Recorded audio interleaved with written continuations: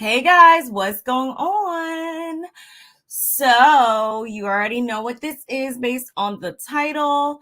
This will be my recap and review for The Real Housewives of Potomac, Season 8, Episode 1, Projections and Deflections. And here I am. I told you guys I would be on camera. So, here's my face. Don't really have any makeup on because I wasn't trying to do all that. But as promised, here's my face. I do have a lot of photos, so I'll be popping on screen and off screen and, all that good stuff. But before we get into the actual review, I do need to let you guys know that you should be subscribed. You should like the video. Let's keep the conversation going down in the comments once this live is posted and all that. Shout outs to the replay gang. Shout outs to my sis who was in the building. And I appreciate you so much for being here, as always, here to support me. What did you think about this episode? Y'all let me know. I'm content. I'm content with how everything transpired. I feel like right from the jump, we are clearly going to get a lot of Robyn. We're going to get a lot of Robyn this season, I'm thinking. And although we do want to hold her accountable for not coming through with her truth last season, it's almost like at the same time, I don't want to see Robyn. I know that doesn't really make sense, but for the ones that get me, y'all get me. It's like we want to hold her accountable. However, it's still at the same time, no, you shouldn't even be getting no camera time. Like, you don't even deserve no camera time, though, for real. It's just crazy. Let me get some water real quick, y'all. Yes, this is my husband's huge water bottle, and he's at his home right now, and I've been using it because it holds a lot of water. Love it. Girl, this season is gonna be heavy, in my opinion, and we are here to talk about it. We're here to talk about it. I'm excited. I'm so excited. And I'm also excited to see that, and we knew from the trailer that Gizelle was going to be kind of trying to hold her good girlfriend, Robyn, accountable. We see the type of stance that Robyn's going to be, standing on, how she always does. Everybody is trying to, she just joined everybody's trying to come from my marriage team. She just joined that team. She thinks that everybody is out to steal their joy, and we're going to get into all of that. But again, y'all, like the video as you come in, and don't be afraid to get out the bushes and chat with me. So we begin with the trailer that we already saw, the season trailer. We saw that. So I really don't need to dive deep into that. If you haven't seen it, then go look it up. I also wanted to dive into the confessional looks because I saw a lot of interesting looks. I saw a lot of interesting looks. So I really wanted to dive into that, but I don't really have a lot of time today. And I also need to do my video for Married to Medicine right after that. I have it set for 11:45, but if I finish this early enough, I might move that one up just to let you guys know, because I got a lot to do today. But anyway, back to what I was saying. We begin with the trailer. Already saw that. Don't really need to go deeper into that. Then again, we jump right into Robyn. And who is Robyn actually joined by this time, y'all? And I was like, oh, it must be because he has nothing but time. We are joined by none other than Mr. Juan Dixon in the flesh. And I say that he has nothing but time because we find out that if you haven't been following, everything on social media. We find out that he is no longer in the coach at Coppin State, the coaching position that he had. He's no longer doing that. And Robyn feels badly about that because she doesn't want people thinking that he lost his job just because of the whole scandal and the allegations and all that. He justifies losing the job by saying that they didn't win enough games or something. I'm just like, you know what? You guys are going to sell us up a river if we give you the chance. So it is what it is. Then we jump into they roll the infidelity clips and all that. Juan and the Canada girl, we get into all of that. And while all this is happening, I should have also said that Giselle and I believe Ashley are also kind of speaking on the situation. Ashley speaks on seeing him in a photo with a girl at a nail salon. Giselle says that she knows it's eating away at Robyn because everyone is poking holes in her marriage. And if y'all can let me know. I think Karen also was chiming in at this point too. And she sees, we know Karen sees it for what it is. Hello, my cousin. How are you doing on this fine Monday? Don't forget to drop y'all's links as well in the chat so that if anybody catches this, they can, of course, go and follow you both if they're not already. I don't want to see Rob play deaf, dumb, and blind all season long. I don't want to either. That's kind of what I was saying, where it's like, I do want her to be held accountable, but at the same time, she shouldn't be rewarded with like more screen time, if that makes sense. He don't have no job. All he has is time. And that's why we will be seeing more of his face as he spews his lies. Like, yes, he finally has arrived. I wasn't believing anything he was saying, but he has arrived.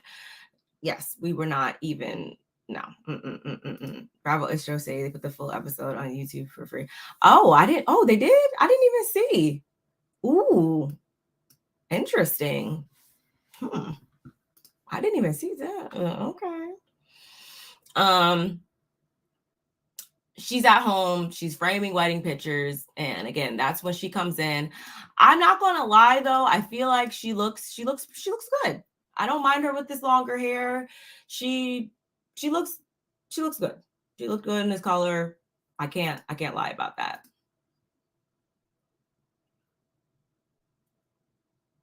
They're back from the Bahamas because that's where they got married, as we know. She says real life has been a bitch. And Juan, he's trying to take accountability, but not really, because he keeps rattling off the, once again, that was stupid. That was me being nice, the whole hotel thing. And Robyn's all like, I didn't expect the firestorm that followed me bringing up everything on the podcast. And he says he told her not to do it. I know it sounds weird, but this is really how it happened. And I'm like, it sounds weird because it's BS. That's why it sounds weird. It sounds weird because it's not true. Ronald subscribes to the life of having a piece of Juanita is better than not having him at all. I think, honestly, though, what I think it is she's just settled. She's settled for what her life is. She's going to find a way to be content in the current state, which has always been the same state. And at this point, Juan is not even like good at cheating or what he does. And I'm not saying that, y'all, because I'm condoning cheating whatsoever. That's not what I'm saying. But what I'm saying is they've been together doing this song and dance for so long that he doesn't even have to try to really pull the wool over her eyes for real, because just as we find out later on, he don't even take her serious. She tells him to leave. He ain't gonna leave. He already knows that he is going to be taken back again and again and again. So there's no incentive to change. I wouldn't if I was a cheater. She makes it too easy, y'all. And it's not to say that marriages and relationships are a game, because they're not. But of course, he's out here doing whatever he wants because there's no reason for him to change. You are going to continue to take him back. You do not feel the need to hold him accountable because you are okay with having a fraction of a man in the house with you. Get out of here. You gotta go. You gotta go right now. And that house does feel cold. I'm looking at those pictures. I see stuff with you and the kids. And like, what does he even do? Like, what does he even do? Like, what is his thing? And I'm not saying that just because you don't have like a thing per se, that means that you're a cheater. But honestly, he must fill his time with something, because like he said, he's not like the social media dude. He's not this type of dude or that type of dude. So what type of dude are you? Like, what's your passion? What gives you, the thrill? What is it? It must be cheating. That's just how I feel. Otherwise, you're a psycho, because it's not adding up. Like, what's going on up there? Like, what do you do with your time? What do you do with yourself?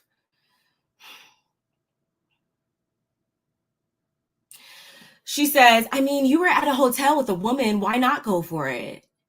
He says, who?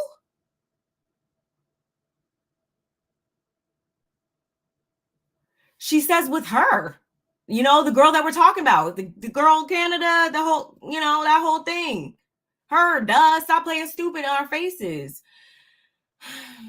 And he's like, did you see her? Y'all let me know in the comments right now if you believe that cheating has anything to do, like, do looks matter as it pertains to cheating? Do y'all feel like that? Because he was trying to play on our faces with this as well. Just because somebody may not have the total package as far as the exterior, that has never stopped anybody from cheating. Are y'all still believing that in 2023?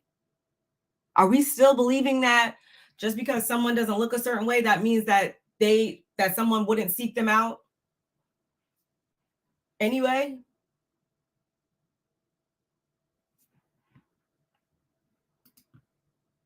He does nothing. He still blames her for losing his thousands. He's a homosexual that she decided to husband up. Precisely. It's as simple as that. And that's honestly why I don't really want to play too much into everything with them, because they're living a lie. She's content with it. So if she's okay with it, what do I look like trying to continue to pull the wool back up so she can see the light of day? I'm not going to do that. Did you see her, man? Did you see her feel like he did more than pay for the room? Yeah, and it still doesn't make sense with that whole thing, y'all. If she was down here to see some other baller or whatever, I'm not gonna scratch that. Omit the word other. If she was down here in the States to meet up with some baller or whatever, then why didn't he come down there and pay for her stuff? Juan is just too nice. That man doesn't strike me as a too nice type of guy. Get out of here. What? He has never struck me as, oh, he's just the super nicest guy and Captain Save-A-Ho. Like, he's never struck me as that. Get out of here. They would have cheat with the mud. And that's what I'm trying to say to y'all. Just because someone looks a certain way will not stop nothing. Trust me. I've seen it in my own life. Men screwed minds, so no looks don't matter. A warm or cold hole is all a man needs. Yes, exactly. Don't nobody care about that. Turn around, let's do what we do and keep it moving. Or also, beauty's in the eye of the beholder, they say. So something that me or you may not see, someone else may see. So, whatever.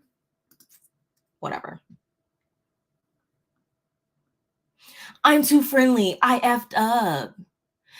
she tries to blame not sharing this whole thing with the world because she was preparing for her wedding, even though we are well aware that she's the same person that every time someone would ask her, when y'all getting married, what's the deal, what's going on, it was, oh, when we get around to it, basically, when we feel like it. I don't want a wedding. I don't want this or that. But now you're trying to use that as justification as to why you didn't bring this up last season. That doesn't make sense. That doesn't add up. As Karen said, the math is not mathing. And of course, you know, he blows more smoke up her ass before we end scene. Moving right along, Karen and Candiace. They, so cute. That is such a cute picture.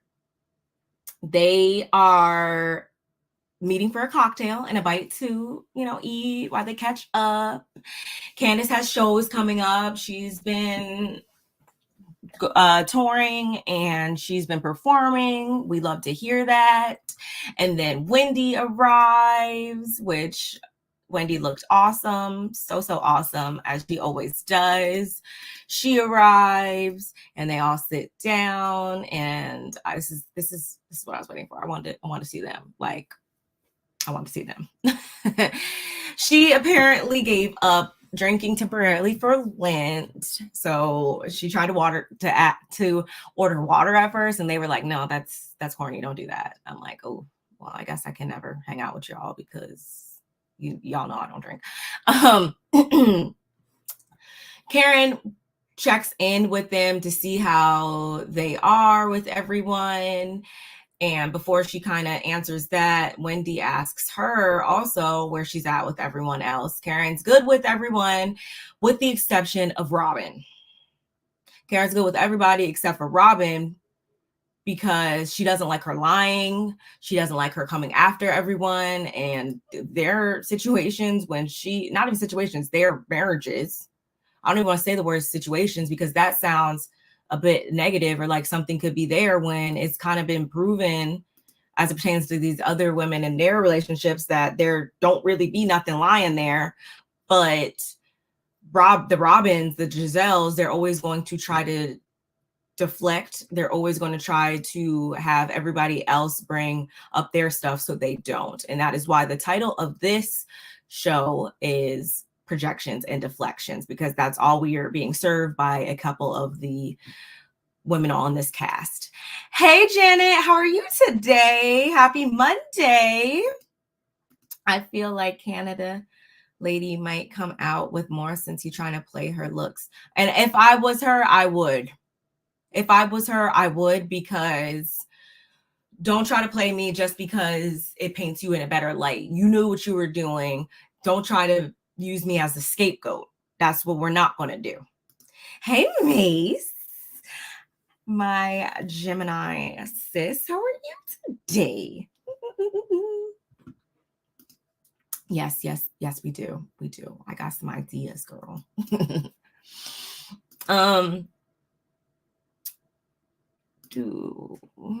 Where was I?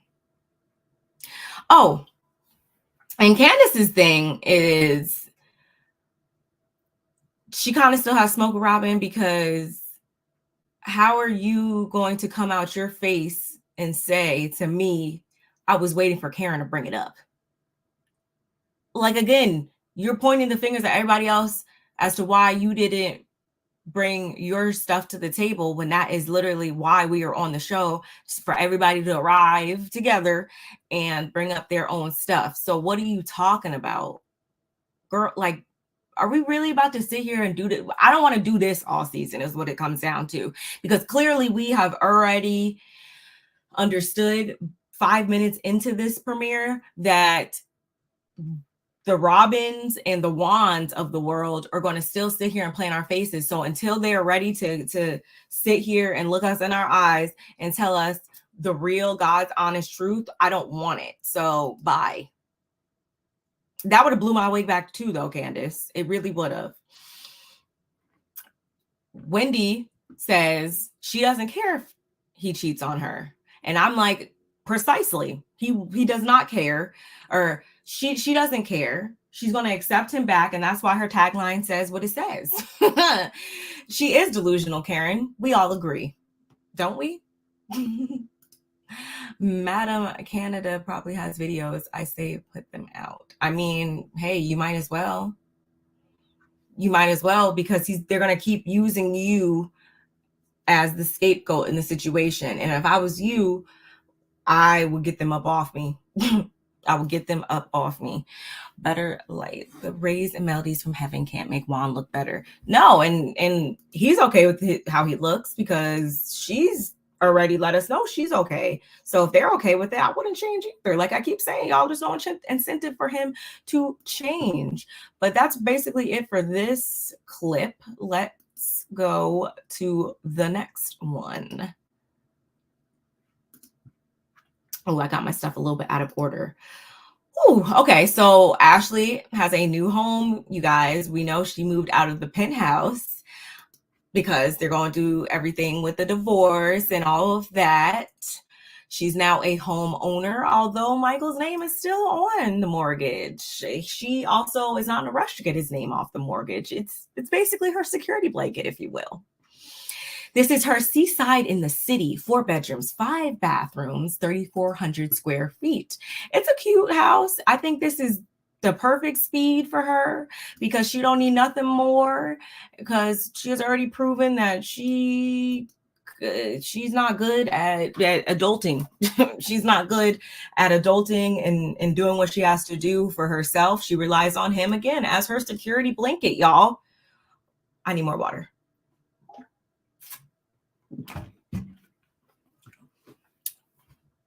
She's a full-time mom. She doesn't have anyone to take the kids for, even a second, and that can be a lot. However, she does have a nanny named Daisy, so we're not exactly sure what she's talking about, but we'll just let you live in your world, Ashley. That's okay. We'll just let you do that. Okay, fine.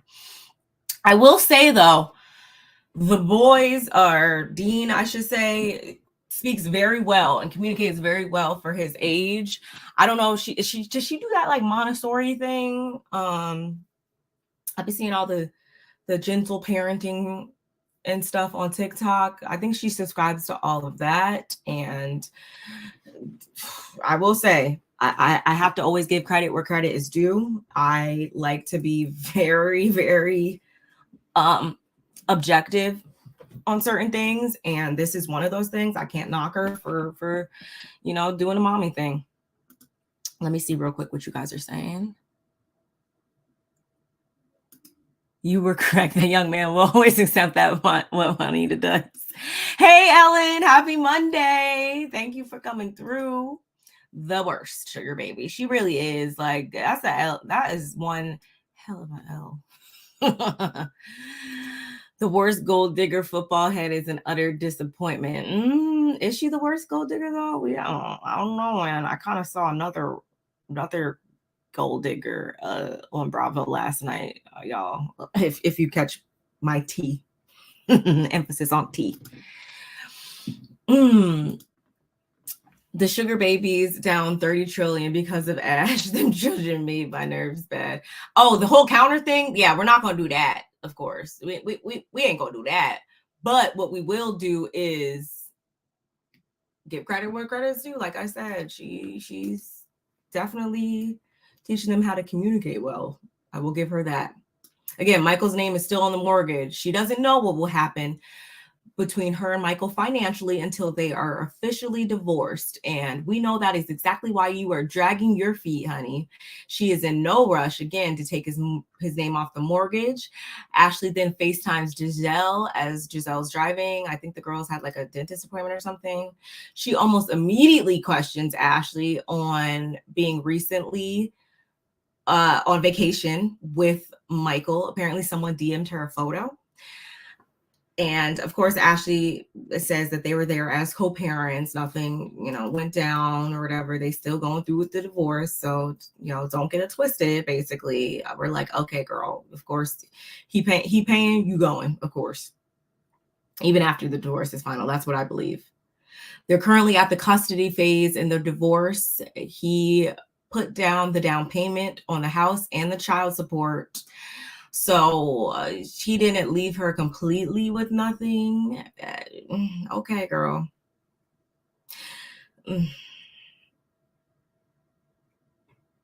She says the reason why she's dragging her feet, though, is because it's pretty hard.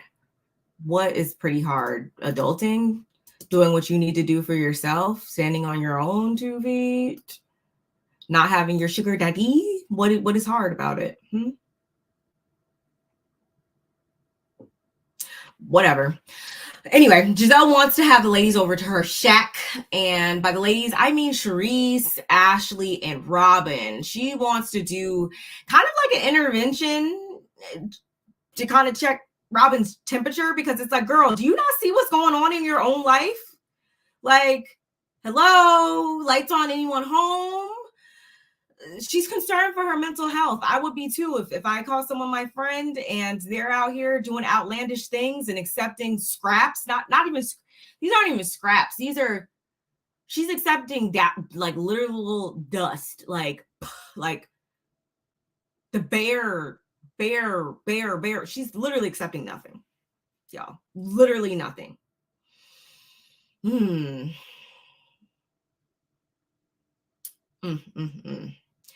What does she say when she asks him about the relationship between the girl and him and why they were at the nail salon? This is what Ashley asked Giselle. Giselle says, Robyn said that he always feels sorry for people and he always befriends people. Like, he's a nice guy.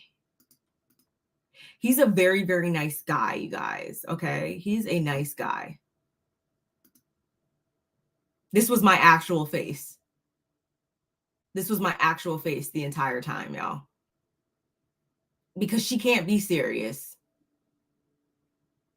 So what you're telling me is that when I'm short on cash or I'm going through it or something like that, I can call up Juan Dixon directly and he will come and bail me out of the bind that I'm in.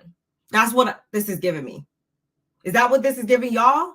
Because a complete stranger that you don't even know like that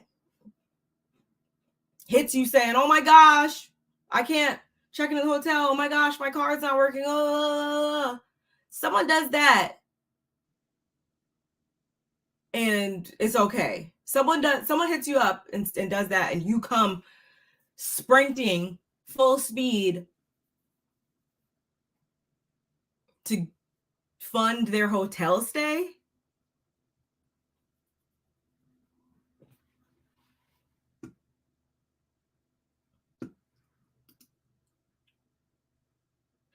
No, because at least the new gold digger admitted what she's doing. She making his pockets hurt, or so she thinks. Don't worry, we're gonna get into that after this one. I got a lot to say about that. I kept jumping. I just knew we was gonna see a fall.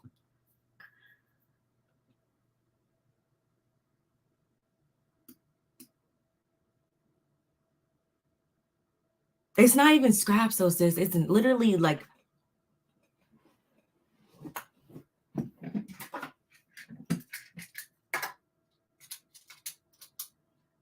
you guys see this? It's an empty shopping cart. This what's in the shopping cart? Nothing, right? Yeah. This is literally what Juan rolls. He rolls into Robyn's life every day with this shopping cart full of nothing. This is Robyn's life in here. Nothing. Nothing. He gives her nothing. She accepts nothing. And she just wheels away into the abyss.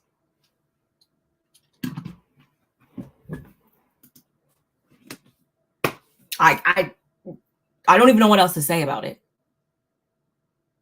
Other than you like it, I love it.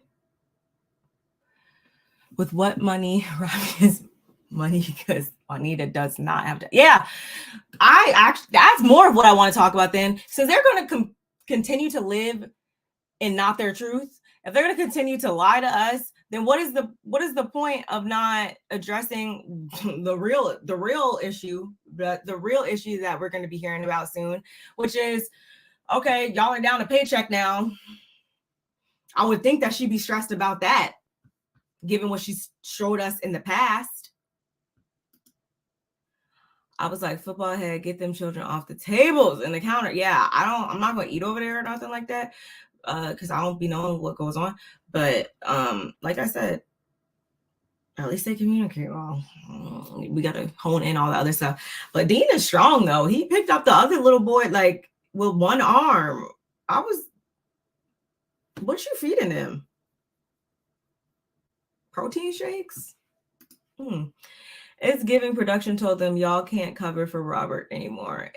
And I hope that's what it was. If it took that, at least it should have never came to that. They should always be willing. If you're somebody's real friend, you should always be willing to hold your friends accountable no matter what, right, wrong, or indifferent.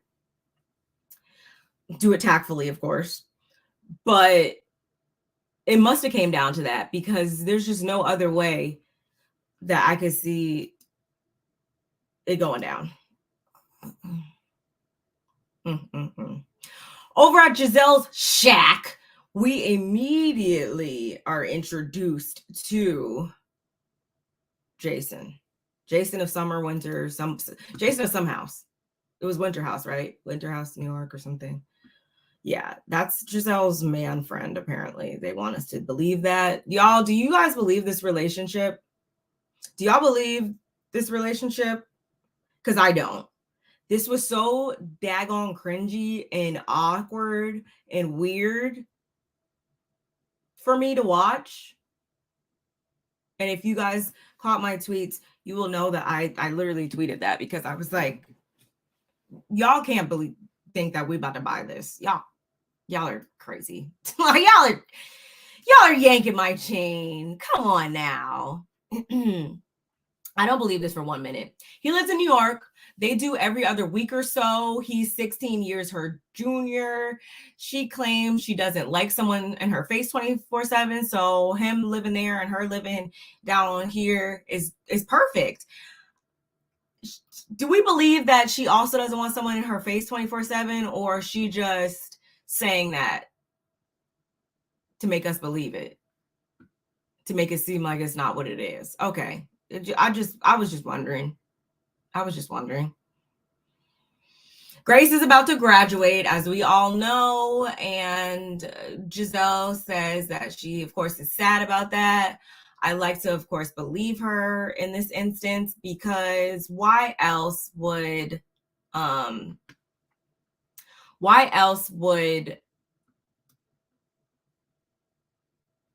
a parent not be feeling that way, like we hope that, even though we don't ever get much emotion from Giselle. Of course, I'm going to believe that she's sad that her firstborn is going off to college.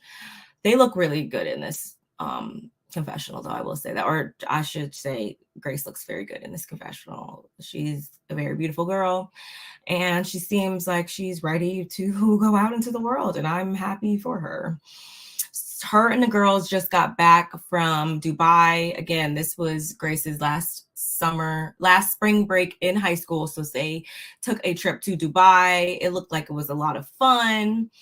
And apparently, I don't think I wrote this down, but I want to say it was Ashley that connected Jason and Giselle, because we know that Ashley was also dating one of Jason's co-stars. That didn't work out how she wanted it to, but she is the reason why Giselle and Jason met originally, if I'm not mistaken. Absolutely not. I believe this is a relationship. Oh, absolutely not. Do I believe this is a relationship? Okay. Jason and Ella Boy are corny cute. You think so, Ellen? Like, I mean, it was definitely corny. I mean, I guess it was. I mean, I hope it's real. It just wasn't reading that it was. It wasn't translating that it was to me. And I'm trying to do this completely objectively. And I wanted to, of course, start off everybody on a clean slate, like I always try to with these shows. But or here's what it is. Hopefully she just sees this as something to do for right now. Maybe it's just something to do. And if it is, then I'm cool with that. If she's getting her back broke and minding her tacky A business, then I'm okay with it. And that's kind of what I mean by it. Like, maybe this is just something to do for now. And she's having fun with it. If that's the case, then by golly, go ahead. I've never said that before. This little princess. Or maybe it was just weird, especially seeing her flirt. Because, like, I don't know. We just always don't see Giselle being the super emotional type of chick. So it was just weird seeing her flirt kind of and be all, I don't know. It was weird. But her daughter confirmed it. Grace was like, no. Yes, Grace was like, H-E double hockey sticks. No, when she was trying to like feed him that sushi, it was just so, grocery store looked tacky as ever. It's hurting my eyes. Like I said in the beginning, I wanted to get into the confessional looks, but that's just going to have to wait until next week because I am in a bit of a time crunch today. So we can't do that today, but I do want to talk about some of these confessional looks because I want to say just about everybody gave us 2 looks, if I'm not mistaken. Yeah, everybody gave us 2 looks. So, and we do not get introduced to the new girl just yet. And I wasn't really anticipating being introduced to her. I kind of figured it would take at least 1 episode. So I guess we'll meet her next week. Angel joins him. She says that he needs to taste her mom's breakfast and her brownies. Again, seems kind of awkward for me. Moving right along. We then move over to Gordon and Mia.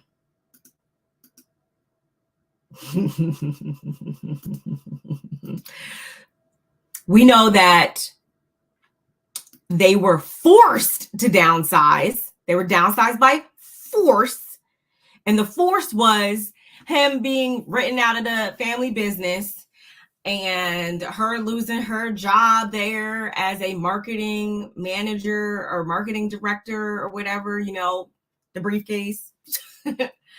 They now are living in 1,500 square feet after doing $30,000, wasn't it, y'all, of renovations on that 11,000 square foot home? Yeah. Talk about financial strain. Gordon was voted out. She still doesn't know why. And he was depressed over it for 2 months. He sat on the couch, she says. And he's all, you know, I appreciate you standing by me. And we know good and well that was all Mia was doing was not standing by him per se. What she was doing was waiting to see how everything settled, waiting to see if this was just a temporary thing or permanent thing before she packed her bags for good and got on. Like, come on, y'all. Her voice reeked, like I'm telling you, her voice reeked of IDGAF about this man. She didn't care. She was too busy urging her, or I should say, he was too busy urging her that everything was clean, everything was good to go. There was no discrepancies in what he had been doing, and everything was going to check out. He was getting people to look over things. He was getting professionals to look over things with a fine-tooth comb. And she was apparently riding him about it. And she tries to tell us that she was riding him about it because she needed to make sure that she was good because, you know, she's interconnected up into the business and everything too. And I'm just like, although that could be very plausible, I don't believe that. I believe what I said previously, and that is that Mia wanted to see if everything was permanently what it was, or was she going to have to enact her escape plan / plan B, which is what I believe G was saying when he went live. What was that? 1, 2, however many months ago, when he put her on blast and said what he said, and said that she was only wanting him for his money and all that stuff, which I completely believe. But I also believe that you knew what it was from the get-go too. So don't even. But she was just trying to see how the chips fell with that whole situation before saying toodaloo. That's what I believe. She's also done some lifestyle changes. Apparently, she's not drinking hard alcohol anymore. She is, however, drinking wine still. So I guess we'll see a different side of her. I guess that's what she's trying to tell us. She says her mouth has been a little bit more filtered, but she still be thinking of stuff though. So I'm like, it's going to come out because you have no couth about yourself. You have no restraint. You have zero, like, you don't have any ethics from what we've seen. You're okay with dropping it to whatever level it needs to be dropped at. So it's going to come out still. Just that's just how you are, girl. Bye. Whatever. Then we catch up with Candiace and Chris, who are down at the park having lunch in the park. She says last year was a very trying year for her. It's been a journey, but they're able to have fun and not harp on their drama. We will see how long that lasts. And by no means am I saying that, y'all, because I wish ill will on their marriage or within their households. That's not what I'm saying at all. I just don't believe that you can be on a television show of this nature with people like Giselle and Robyn and not have people come for you continuously. Even when you think that everything is cool and fine and dandy, they're still going to find a way to come after you. I'm sorry, just they are.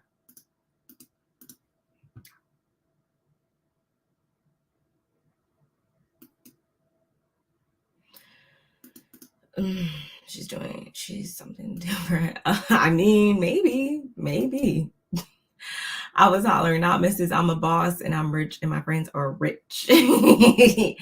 That was hilarious. It really, really was. 70K worth of renovations on a house that wasn't there. So stupid. It was actually 70K, y'all. I short sold that one. It was even more money than what I thought. And that is insane. I would never. Like, even this house that I'm renting right now, there's plenty of things I would like to do. But I'm not getting no more settled in this house until my name is on that deed. And it's not going to be, because my landlord does not want to sell his house. So what are you doing? What? That's just saying, here, take my money. And I'm not saying you can't do those, on TikTok, you be seeing those DIY rental friendly things. I'm not saying you can't do those types of things. She didn't just put up peel and stick wallpaper and some curtains and some tiles, some peel away tiles on the bathroom floor. She didn't do that. They did I own this type of renovations on that house. Stupid. And they're probably kicking themselves now, because that could have bought them a few more months of stability. But no, y'all depleted your savings, probably renovating something that wasn't yours until you had to get out. Better yet, she thought he was about to get caught stealing that money, or that too. But again, maybe I'm being messy today. I don't know, but I had to go with my first guess, which is that she needed to see if this was really going to be what it was, so I can get up on out of here and put some parameters in control so that I don't have to give up the finer things in life completely. I need to know if this is really what it's going to be. That's why, again, I'm probably being messy, but that's what I was thinking the entire time. She was talking. Kenny and Chris energy felt off to me, like a disconnect. Do you think so? Maybe it's one of those, they just have entered a different phase in their marriage. It doesn't have to mean maybe that they're off, but maybe it was just like we know she's been consumed with touring and work and all of that stuff. We also know that he's not working at the W anymore, right? He's working somewhere else or doing other stuff. So I just think that, yeah, it probably is translating weird because they not lost their spark, but they're just focused on different things maybe right now. Hopefully that doesn't mean anything more than just that. But I guess we're going to have to keep watching this season to find out. I, again, don't wish ill will on them or anybody else. I don't. But I'm hoping it's just as simple as they're just both kind of temporarily distracted by other things right now. Fingers crossed. Do y'all think that it was different? I don't think it's a disconnect. I think it's them trying to find their footing with them both being busy and Chris probably over these MFers cameras and MFing cameras and people. That's kind of what I'm thinking too. And I say that because how long have they been married? We've probably been married about the same amount of time, if not more. They probably got a couple, maybe 1 or 2 years on us. And I want to say, like, this is actually something that I even went through in my personal life where it's like you just enter different phases. Like it's really like new and fresh at first. And you're like, oh my gosh, in the honeymoon phase, you know, but then you kind of start to come out of that. And it's not to mean that you don't love the person or anything like that, but it's just like, oh crap, we're not just dating and being in bliss, you know.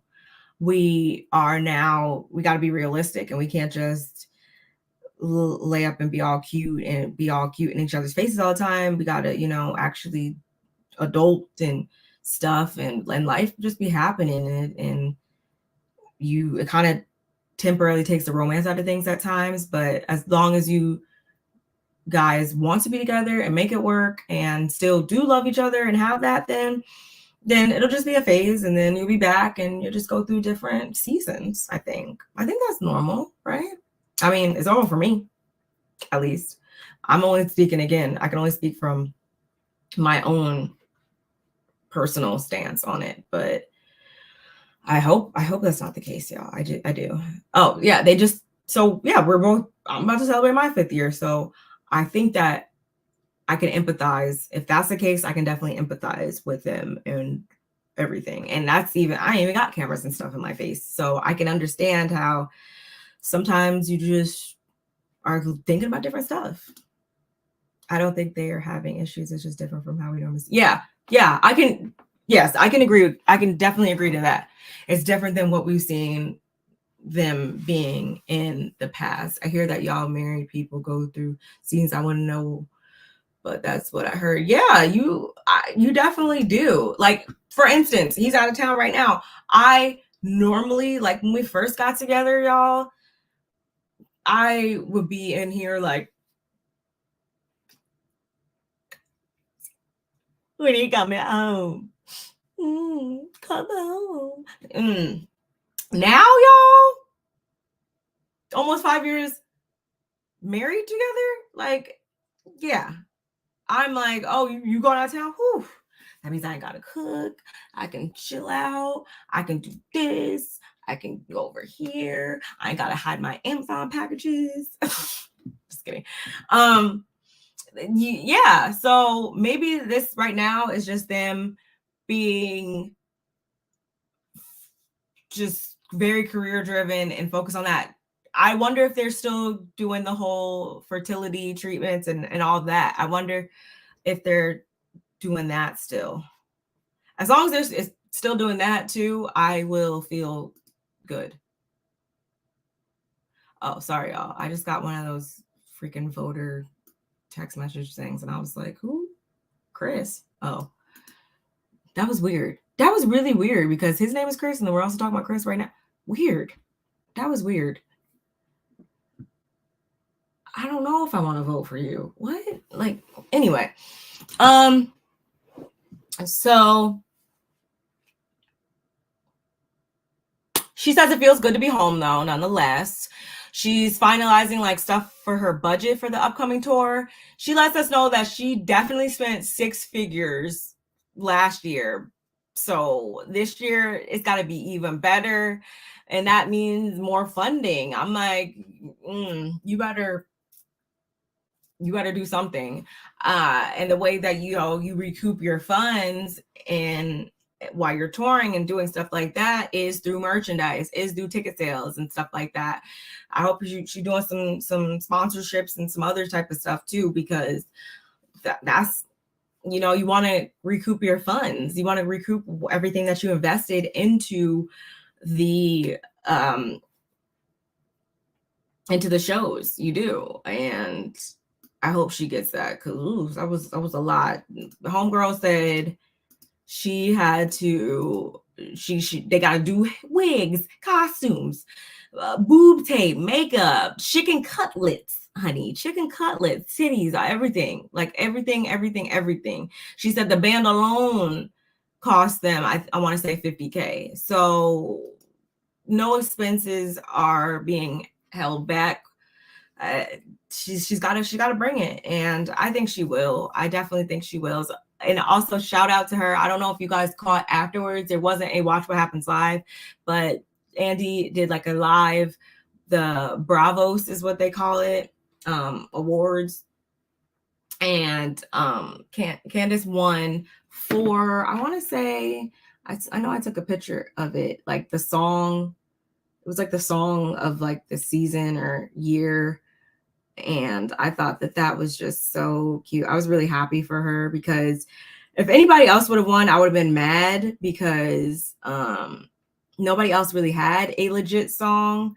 And this was across the entire Bravo, all the shows. And I know, we got, the Candies, and even Erica Jane. I want to say, if anybody watches Beverly Hills, she does music as well. But I was happy that Candiace won, because she's actually a real artist out here doing real artist things. So yeah, we love to see it. Yeah, that was the Real Housewives of Potomac, Candiace, Dillard-Bassett. I forget what the actual award was called. Anyway, whatever. Like, they're over it and really don't know how to interact with each other in front of the camera after everything happened. And we could probably understand that, though. We can obviously understand that. Everything that, if you feel like you're always being scrutinized and there's always going to be somebody coming back and twisting up your words or what you did or what you didn't do and all this stuff, you're going to probably be standoffish, and that can translate very easily on camera, especially if you're somebody that holds that type of thing in your body language and all of that, and your words and your mannerisms and stuff like that. I show a lot of expressions with my face and with my body movements and stuff like that. I'm a very animated and dramatic person. So yeah, that's probably another component of it. That was a good observation. Tours are expensive now. I gave her some ideas last night. Now hopefully she does, but we won't know.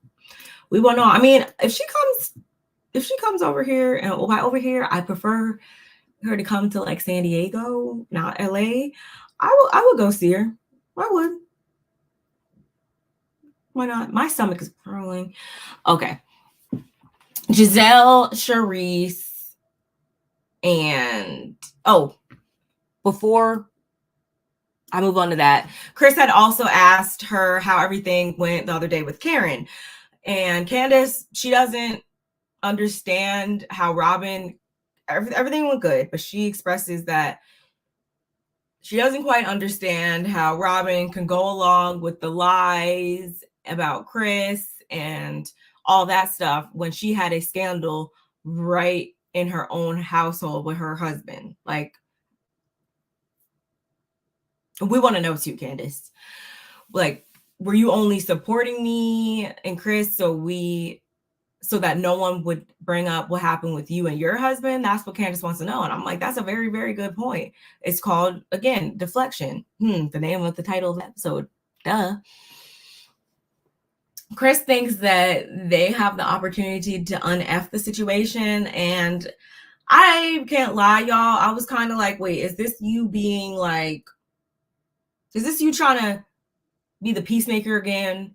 Because we have to be honest, y'all. Chris has the tenacity to not stick up for other people, but kind of, he always wants to hold her accountable or kind of keep the focus on Candiace in situations instead of just, completely just standing right behind her back. Like, he has the weird way of doing that. He does it in a way that would piss me off, because when you bring up certain stuff to your significant other, you kind of just expect their full on support.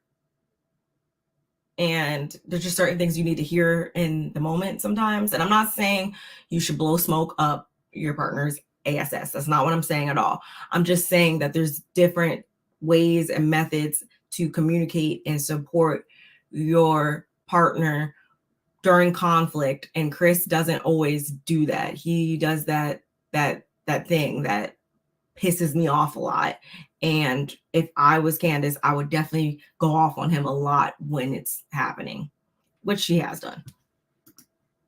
Chris, white man, is showing up. He's the epitome of being way too effing nice. Stop it. Be mean sometimes. Yes, that's literally what I'm saying right now. He needs to have a different approach when a lot of things pop up. He has the complete wrong approach a lot of times. And that would infuriate me if I was her. But moving right along, y'all. This is the final scene. And where is it? Yeah, this is the final scene. Giselle, Charisse, Ashley, we know that they're all going to rally around Robyn and kind of verbally shake her. Like, girl, open your eyes. The red flags are red flagging. They're not even red flags anymore. They're not red flags. They're full on, this is what it is.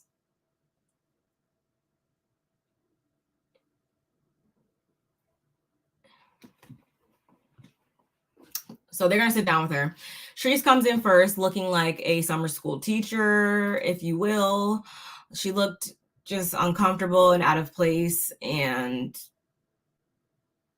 she looked like a summer school teacher. Like, why did she? Whatever. Then she's followed by Ashley, who attempted to go down the path backwards. She lets us know that there's always some construction going on at Giselle's Hotel Giselle, as she calls it. I would think the same thing. I would think the same thing, y'all. That was hilarious to me. Giselle says she picked these two ladies in particular because they have gone through similar things in their marriages. And I'm like, okay, please don't you get in here and try to act like you also didn't go through things in your marriage with Mr. Serial Cheater. Don't act like you didn't. I thought that that's what she was going to try to do, but I'm really glad that she didn't. And she kind of did share her own testimony a little bit, or she kind of empathized with Robyn later on in the conversation. Because I'm like, don't get in front of here acting brand new when, as you said yourself, Jamal Bryant was a cheater, pumpkin eater. Like, don't even.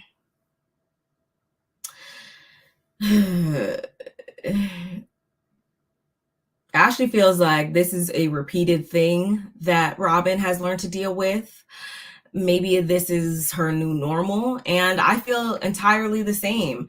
Robyn has told herself that she's going to be okay with everything that that Juan gives her, whether it be nothing on a Monday, nothing on a Tuesday, a tomato on a Wednesday, rumors on a Thursday, whatever day of the week whatever day of the week it is, she is willing to take whatever he's going to give her. And she'll just find a way to be okay with it. Hey, Auntie Bernice, why couldn't they come to the front door and then go to the back? Giselle and her Lego house still needs work. Yeah, it's weird. Like, why don't we ever go in your house? That would not be okay with me. I wonder what bathroom they're using. She didn't even have the patio set up like super, super nice or anything like that. Like, what is the final conclusion of the house? Like, what is it going to look like in the end? What are we waiting for? Is it going to be as tacky as you? We already believe it is based on the little clips that we have seen of it. I mean, the kitchen was all right, but it was, that was just a kitchen. Anyway. Then Robyn arrives, and after she grabs some bubbly, they pretty much get into the conversation. Charisse doesn't want to go first, so she doesn't have anything to say first. So Ashley chimes in, and she breaks the ice by saying, like, basically, look, girl, are you being completely truthful? Because what you're saying, and then what we see it on blogs and what is being circulated around the media it's not adding up. It's not, the math is not mathing. Once again, shout outs to Karen Huger for saying that at BravoCon. It's not making sense, and they're just kind of over it at this point. They're over having their friend out here looking crazy. And again, it could be because production is no longer going to allow them to be innocent bystanders. They've been put to task to hold her accountable. Or it could also be that they just genuinely care about their friend and they're like, girl, enough is enough. This is getting to be too much. And I think that's also what Giselle said during the scene when she was like, once the whole nail salon thing came out, I was done. She says that was the straw that broke the camel's back that time. I don't really, that definitely was something. And I'm sorry, y'all, I didn't say it earlier, but I actually I don't think I even heard about the nail salon thing. Did we hear about that on the blogs? Was that something that happened? Because I don't even remember that. I just remember the whole Canada thing. And apparently old girl from the nail salon or the laundromat, nail salon, whatever, that whole situation, that was Coach Bree or somebody who apparently has been working with Juan for years and years and years. He decided to accompany her to the laundromat or something, which was already stupid. And Robyn even says, she was like,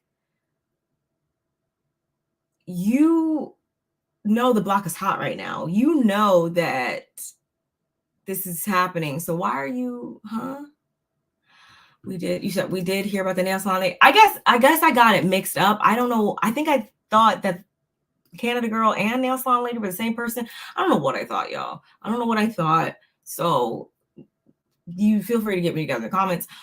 I do know that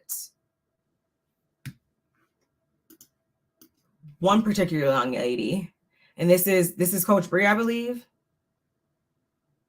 She does look like Karen. She does look like freaking Karen. Y'all can't sit here and tell me that this lady doesn't look like Karen. Come on now. Ooh. She's the female assistant coach of the women's team. Yeah. Okay. I'm connecting the dots now. I'm connecting all the dots now. But even if that wasn't the case and nothing was going on through them, like Robyn said, the block was hot. Like, why would you think that it was okay? Why would you think that? She did know the tea. She definitely did. She looked more like Karen than Raven do, almost. Like, that's crazy. Oh my gosh. A mess. Yes. Apparently that's supposed to be her. Well, that is her. That's his assistant. Whatever. She does look like her, so I understand why she said that. Like, no lies were told.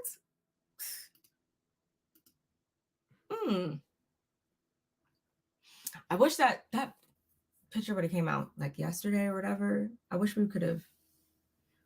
Ooh, if I was at BravoCon, I would have asked some really good questions.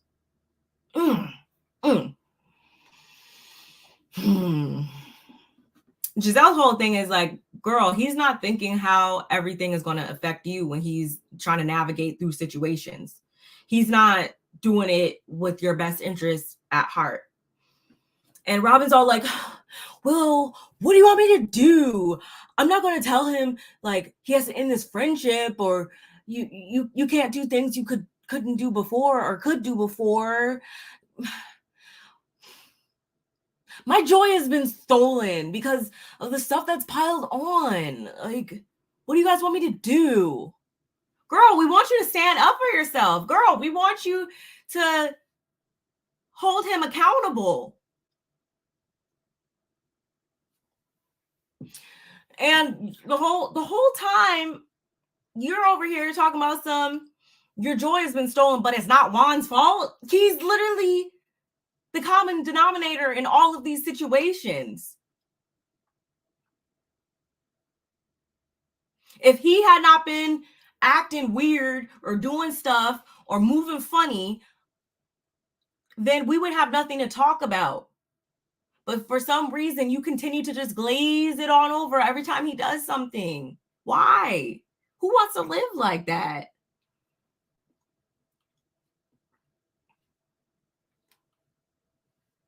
This is cruel.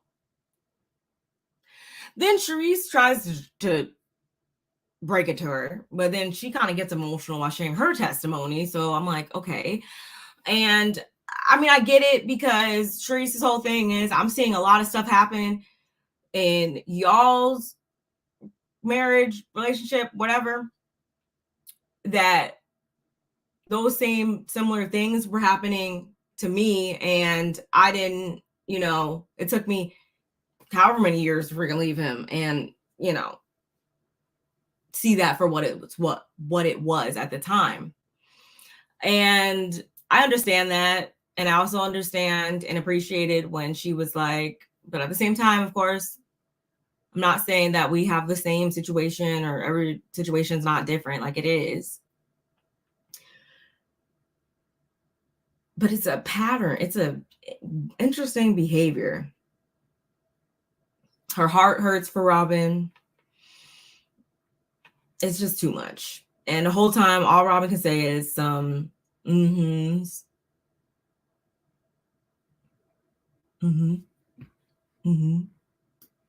Which is code for, I don't really care. I'm gonna still accept him for what it is. It's gonna be what it's gonna be.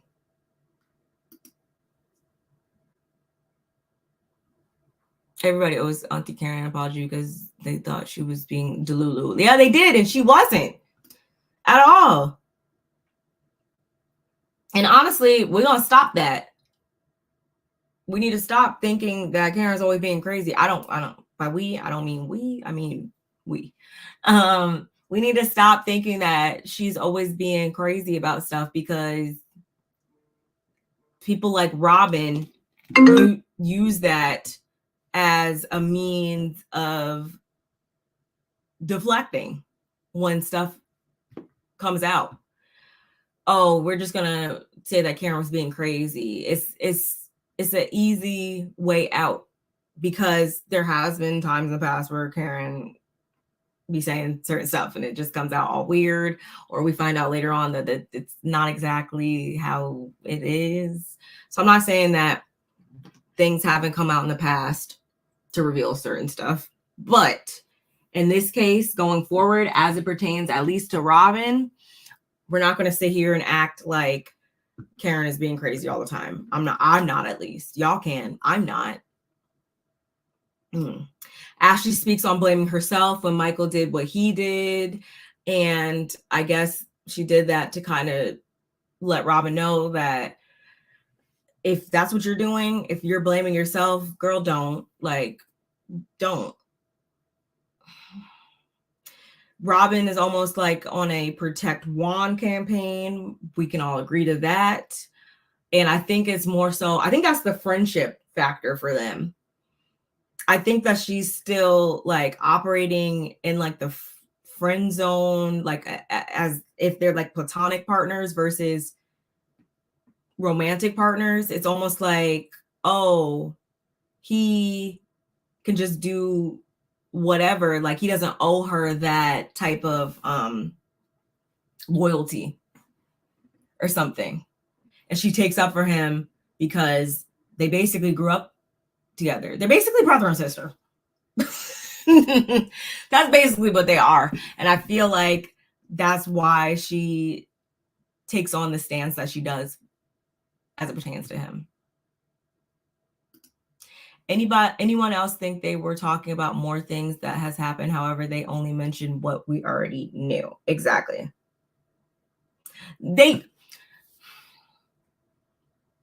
If we know what we know and we are the outside looking in, you can't sit here and tell me that they live within a 30, 40 an hour radius of one another and they don't know more stuff. If that's the case, then they need to do better. But I don't think that's the case. I think that they know way more stuff and heard way more stuff. They've at least heard way more stuff living amongst one another. They had to. Robyn and Letitia are in the same boat. Yes, they are both going to be on the campaign, the my husband can do no wrong campaign. The I'm going to accept him for whatever he gives me in most days that don't be nothing campaign. They both are. Letitia is the CEO and Robyn is the CFO. Yeah, that's what they are.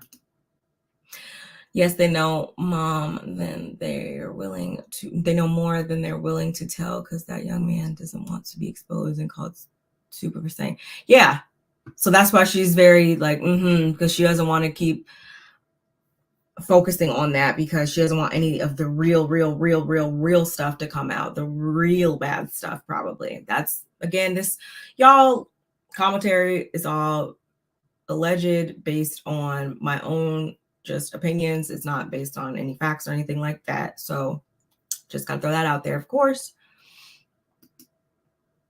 And the company bankrupt. Yeah, exactly. But y'all, that's when you told him to get the F out, did he leave? That's Giselle to Robyn. No. Robyn lets us know, no, he doesn't. He didn't leave and he won't leave. She tries to let us know that if something else does happen and he does do mess up again, that she's going to hold him accountable and she's going to make sure he leaves or whatever. Then we don't believe that. Do y'all believe that? No, he's going to waltz around and keep giving you nothing, even if he does do something else, which he probably has done multiple things since the show. But by the end of the season, how many things y'all think are going to come out about him before the season's up, y'all? This is only episode 1. I want to say at least 2 to 3, and that's short selling it. I believe at least 2 to 3 things are probably going to come out before the end of the season. Y'all let me know what you guys think. How many things are going to come out? Hi, Kim Kelly. Welcome. Don't forget, Robyn stole Juan's money, had an affair with the best friend. He lost all Juan's money. The best friend unalived himself when Juan found out. Yeah. Oh, no, we didn't forget that. We didn't forget that at all. And I think that also has to do with why she has this undying loyalty to him and the whole money situation, why she has such a weird relationship with it. Because of that. So there's a lot of layers, but it's all coming back to a very, very easy thing to observe, in my opinion, and that is that she's just formed such an attachment to this man that no matter what he does, it's going to be cool. It's going to be fine. We're going to work it out. We're going to get through it. Because she even said in this conversation, I forget what was brought up, but something was brought up and they were like, you held him accountable? I think it was just the Canada girl incident in general. I want to say they were like, did you hold him accountable? And she was like, we dealt with it, or we got through it, or something, some language like that. Then that lets me know that no, you didn't hold him accountable. You may have brought it up to him, or may have been like, oh, what's this? What's this? Or I saw this, or somebody sent me this. And he probably was like, oh, that's just them. You know, they love to say something. They're going to say something about anything I have going on. Like, that's just how they are. Da, da, da, da. And she was probably like, oh, okay. And went about her day. Like a rug. She is going to milk this for the whole season. She is going to play the misunderstood housewife that will do anything to keep her family together. Yes, that's what I'm thinking, Auntie Bernice, because she even said it in the beginning when she was like, oh, why would I want to address that when I was getting ready to be married? No, what? She's trying to flip this whole thing, and we're at least not going to let her do that, right, y'all? We're not going to let her do that. The world wants to tear us apart. If that doesn't have Letitia Scott written all over it, it was weird. I almost had to get the remote and be like, am I on Bravo or am I on OWN? Because it got real weird. It got real weird with that. Maybe they can bond over that. Maybe they need to be friends. Somebody make that happen, because those are two Delulu people, two Delulu ladies, y'all. But that is it for this review, guys. I've been bumping my gums for this for way too long, and I'm actually late for the Married to Medicine